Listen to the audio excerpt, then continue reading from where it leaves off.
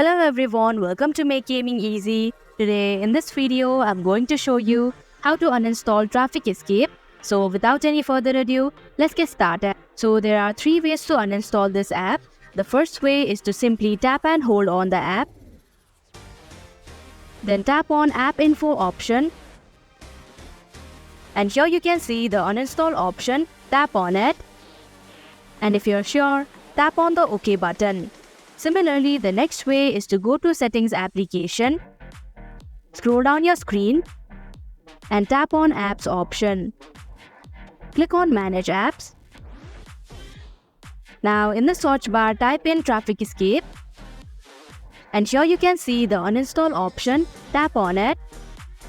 And if you're sure, tap on the OK button. And finally, the last way is to go to Play Store application. In the search bar, type in Traffic Escape. Click on the app.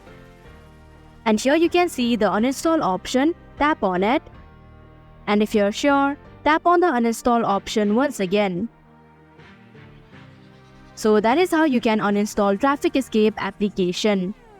Thank you for watching Make Gaming Easy. I hope this video was helpful to you. If it was, hit the like button and comment down if you have any questions or feedback.